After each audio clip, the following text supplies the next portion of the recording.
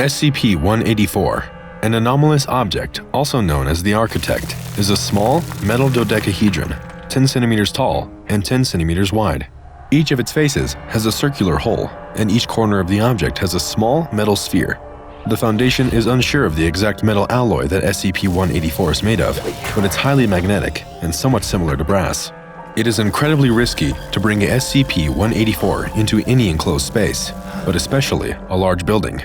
This is because the anomalous effect of SCP-184 is that it is capable of increasing the interior dimensions of a space without affecting its outer dimensions, similar to the TARDIS in the television show Doctor Who, but on a far larger scale. The interior dimensions of a building affected by SCP-184 will increase by hundreds of meters every day. These effects typically take hold an hour after SCP-184 is first introduced into its new environment. Through repeated observation, SCP Foundation scientists have been able to observe patterns in the way that SCP-184's effects alter its environments. First, it will expand the walls of the rooms within the building, increasing the space in each room without affecting the height of the ceiling. This effect will continue until these rooms are triple their original size. Once the existing rooms have been expanded, SCP-184 will begin creating new rooms. At first, these rooms will appear to be relatively normal copies of the existing rooms within the building. However, like cells multiplying so fast that they begin developing cancerous traits, these new rooms will begin to exhibit bizarre qualities as the process marches on. Rooms will become increasingly strange in a number of ways. For example, new objects generated in the room will start to be made of inappropriate materials. In one case, glass books were observed manifesting in a duplicate bedroom. In a duplicate kitchen, researchers noted a wooden microwave. But that's not all. The actual shapes of new rooms will become increasingly odd too. Doors will lead to nowhere, often just opening to brick walls. Hallways will become tiny or cavernous, or twist into confusing mazes. But even as the interior becomes increasingly corrupted, the outside will still continue the same. Foundation researchers have observed that these anomalous effects are particularly potent in homes. Having SCP-184 somewhere around the house would be a terrifying prospect, as after even one night of transformation, you could become hopelessly lost and starve in your own home. That being said, the anomalous effects of SCP-184 can affect pretty much anything containing it. Even a simple cardboard box developed an incredibly complex internal structure after only a few hours of holding SCP-184. It is worth noting that removing SCP-184 will not reverse its effects, but it will prevent further structural transformation. SCP-184 presented a real challenge for the SCP Foundation. Even their namesake, the acronym SCP for Secure, Contain, Protect, would just be playing into 184's hands. Typically, anomalous objects of this variety are placed in containment on Site-19, the largest SCP containment site. However, an urgent memo from a Foundation researcher warned against this.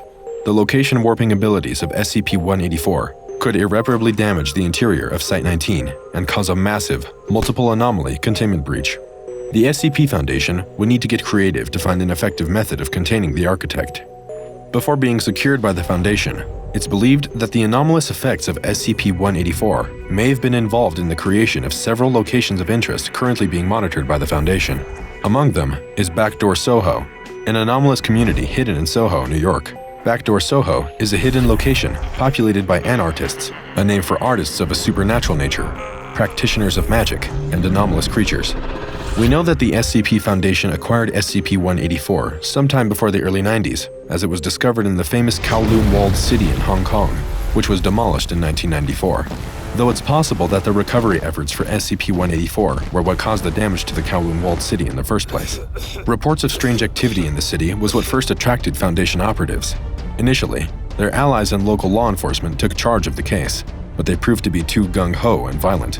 Instead, Mobile Task Force Zeta-9 were sent in to do the job correctly. Zeta-9, also known as the Mallrats, are a group that specializes in working with anomalous locations, especially locations with shifting topographies. They were able to execute the mission and retrieve SCP-184 successfully, with only minimal casualties among their own team. The full effects of SCP-184 on the location and the local people remain unknown, as several affected areas were destroyed by overeager local authorities during the recovery effort. However, some recovered documents indicate that SCP-184 was previously in the hands of a person of interest who had been holed up in the area. Locals refused to give interviews out of a sense of solidarity with this unnamed individual and each other. It was believed that the person of interest was charging money to let the locals keep SCP-184 in their homes for brief periods of time, allowing them to gain extra rooms that wouldn't be apparent to outsiders. The field journal of Gordon Richards, a former member of the Mallrats, shed some light on the recovery effort. Richards and his team arrived on June 3rd. He was intimidated by both the squalid environment of the Kowloon walled city itself and the hostility of the locals to him and his fellow Mobile Task Force members. From the outset, he regarded finding SCP-184 in all this mess to be a real challenge. On June 4th, local law enforcement cleared some of the affected areas of civilians and allowed the Mallrats to explore uninhibited. The filthy homes they saw were definitely too large on the inside to logically fit within the exterior, but they seemed otherwise normal. Tensions between the Mallrats and the locals within the city were beginning to rise though, and some members of Richard's team were beginning to buckle under the pressure. He saw one team member named Henry acting twitchy and talking to himself. On June 6th, while in one of the supernaturally enlarged buildings, the team were attacked by hostile locals. Henry was killed in the process. He fell through a nearby wall and tumbled 6 stories down to his death below. Richards was beginning to lose patience with the process and began to employ more extreme and questionable methods. On June 17th, Richards and his men started torturing locals, using beatings to extract information about the anomaly's location. Eventually, it was Long Nguyen, an incredibly old village elder, who surrendered the location of the object that the locals called the Builder. It was supposedly hidden inside a nearby temple, where locals had begun worshipping it as a kind of holy gift. On June 10th, Richards and his men breached the temple. He remarked in his journal that the interior was incredible, an immensely complex network of rooms, easily the largest and most impressive building in an otherwise impoverished city. Their mission was clear. The team would explore the building until they retrieved SCP-184 and returned it to Foundation containment. But it didn't work out that way. Instead, over the following days, Richards and his team became lost.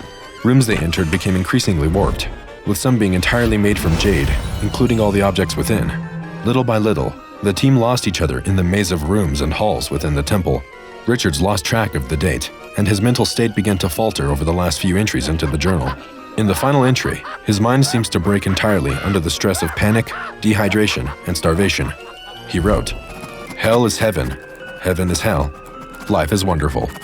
Gordon Richards was never found, and he was assumed killed in action. A later detachment of the Mallrats was able to successfully find SCP-184 and Richards' journal, though the body of the man himself was never discovered. SCP-184 has been given the classification Euclid, due to the fact that, while the object is unpredictable, the Foundation does appear to have devised semi-reliable containment procedures to mitigate its anomalous effects. For reasons discussed, SCP-184 obviously can't be contained within any kind of structure. Thankfully, the Foundation have been able to take advantage of the inherent magnetism of SCP-184's metal. The Foundation has constructed a fake park, in which SCP-184 is placed on a powerful electromagnet disguised as a podium. To the untrained observer, it would simply appear to be another piece of modern art, and the anomalous object is allowed to sit in what is perhaps the safest place for it to be, hidden in plain sight. The park and anyone who visits it, though, are of course closely monitored. Structures affected by SCP-184's anomalous effects are to be demolished after being inspected by a top-secret review board.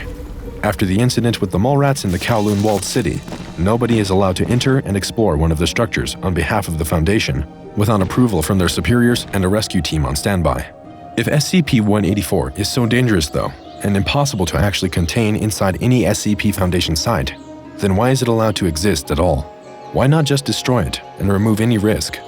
Because SCP-184 might be far more powerful and important than anyone had previously thought. A highly classified report, accessible only to those with Level 5 security clearance, presents an incredible picture of the potential of SCP-184 to shape and expand not just the rooms that it is contained in, but all of existence itself. The report documents the findings of a special exploratory mission in which a special manned ship that was capable of faster-than-light travel was sent into deep space. What they found was nothing short of astounding. As they traveled past the point where the increasing expansion of the universe makes it impossible for light to reach Earth, what they found was that things started to repeat. They passed copies of our own Milky Way galaxy that contained versions of our own solar system and home planet. As they continued on, things continued to repeat, over and over, each time becoming more flawed and corrupted. Sometimes, Mercury would be made of ice, or Uranus would consist entirely of turning gears. They could see the cities on Earth, mixed up and made of strange materials, like New York appearing to be carved from a single massive block of obsidian. The deeper they went into space, the more everything looked like a poor replica of our original visible universe. Foundation scientists currently believe that SCP-184 does not just change the rooms that it is in, but the entire universe itself. SCP-184 is the reason that the universe is expanding and producing new planets as flawed copies of the existing ones. It may actually be the most cosmically significant force currently existing in our reality. And furthermore, the designation SCP-184 might not even be its real SCP number. It might actually be SCP-001. There are some who believe that its classification is a ruse to keep this incredibly powerful anomaly's true importance hidden from the lower rungs of the Foundation. After all, what is the easiest way to hide the identity of SCP-001, the architect of the universe and its infinite hordes of flaws? Don't classify it as SCP-001.